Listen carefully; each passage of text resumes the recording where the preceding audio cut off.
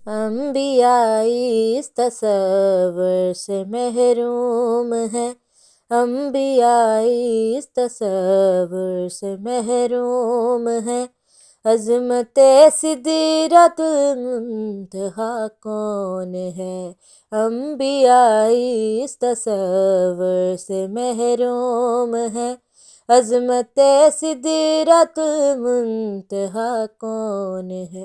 انبیاء اس تصور سے محروم ہے، عظمت سدرۃ المنتہا کون ہے؟ پہلے سمجھے خدا کی حقیقت کوئی، پہلے سمجھے خدا کی حقیقت کوئی، پھر چلے گا پتہ فاطمہ کون ہے؟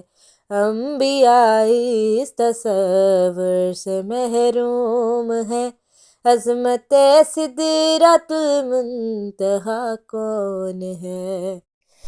جو محمد کی سورہ رحمان ہے، لولو شبیر تو شبیر مرجان ہے، لولو شبیر تو شبیر مرجان ہے، اس کی مسند کے بارے میں کیا لکھوں، جس کی دہلیز سجدوں کی میزان ہے، یہ قیامت کے دن ہی چلے گا پتہ، یہ قیامت کے دن ہی چلے گا پتہ، فاطمہ کون ہے اور خدا کون ہے؟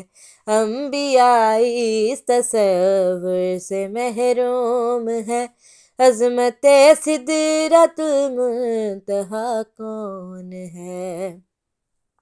ایسے سردار ہیں سرور انبیاء، انبیاء پہ کھڑا ہونا واجب ہوا، انبیاء پہ کھڑا ہونا واجب ہوا، بیٹیاں 4 یا 400 تو بنا، پر خدا کے لیے تو اتنا بتا، جس کی تعظیم میں خود محمد اٹھے، جس کی تعظیم میں خود محمد اٹھے، فاطمہ کے سوا دوسرا کون ہے؟